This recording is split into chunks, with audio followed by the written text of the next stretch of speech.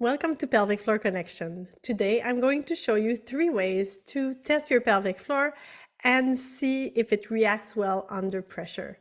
My name is Julie Demers. 13 years ago, I became a pelvic floor physical therapist to help women discover this part of their body, break taboos, bring awareness, and bring solutions to women so they don't have to live with symptoms like bladder leaks, prolapse for the rest of their lives. Today, I want to show you 3 ways to test your pelvic floor. Before I go further, let me show you a little bit of the anatomy of what is the pelvic floor. So here we have a woman's pelvis, and the 2 elephant ears here are where we put our hands when we wait on somebody. And under here, the 2 bones that you see here are our sit bones, where when we sit on a chair, that is the pointy bones that we feel on the chair. If we look under, everything that is in red is our pelvic floor. So as you can see, the pelvic floor is really under our pelvis, under our core, and our pelvic floor is part of our core and is supposed to work almost all the time because our pelvic floor works with our abdomen, works with our back muscles, and also works with our breathing muscles. So since we breathe multiple times per day, you can understand that our pelvic floor works all day long. What you can see is our pelvic floor reacts under pressure. So if we see this ball as if it was our abdomen, so we have our breathing muscles that are on top, our abdominal muscles in the front, and our pelvic floor that is under. When we pull our belly in, it puts pressure on our pelvic floor.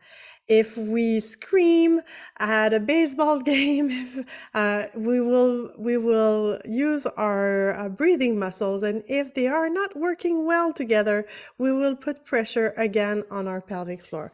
So I want to help you today to test your pelvic floor to see how it goes under pressure. So the first test is the balloon test. So to do this test, you will need a balloon. Any color will do. And I want you to start and just connect with your body, connect with your pelvic floor. You can put your hand down there to see, to feel how your pelvic floor moves. And I want you to blow into the balloon and see what your pelvic floor does. So I just want you to start blowing.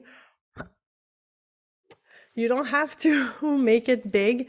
I just want you to put some pressure in your abdomen as if we were really putting pressure from on top. And I want you to feel what does your pelvic floor do? Does it go down? Does it go up? Or you don't really feel it? If you don't feel it, we will need to bring more awareness. So please subscribe to this channel to learn more about how to connect to your pelvic floor. If it goes down, then it goes down under pressure. So your pelvic floor is not holding everything up. It really needs more help from your abdominal muscles and your back muscles to make sure that it doesn't collapse under pressure. And if it goes up, then your pelvic floor is doing its job. It is working when you are trying to blow out the air. A second test that you can do if you don't have a balloon, the second test that you can do is to blow against your fist.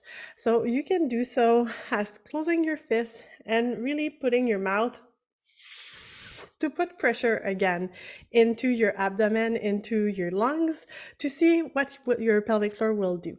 So when you do that, try to feel your pelvic floor. Does it go down?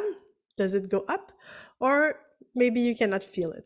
So this will give you answers on what you should do next.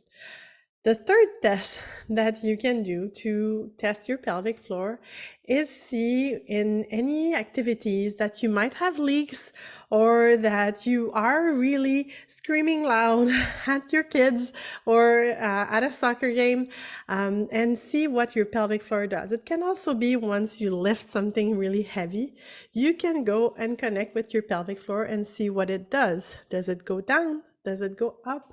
Or you're not really sure.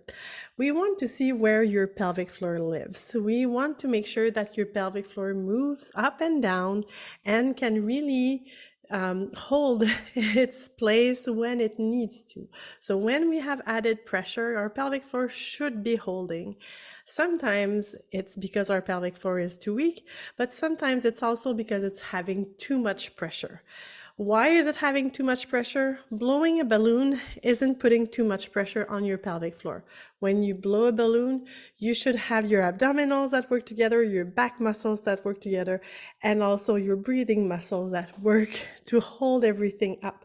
What happens is sometimes they are not really working together, and the victim, if we don't have good teamwork, the victim is your pelvic floor because it's under there.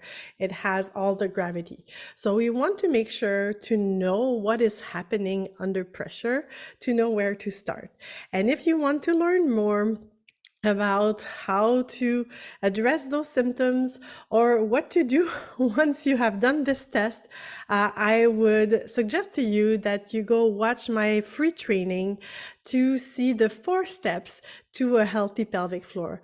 It's 4 simple steps to really work your way up from being aware, and then making small adjustments, and then taking action. So we want to make sure that we address the right muscles, not just our pelvic floor, so that we get lasting results. Because if we really focus on our pelvic floor, but it's all the muscles that need to work together, your pelvic floor might be very strong, but might be very tired of doing all the work.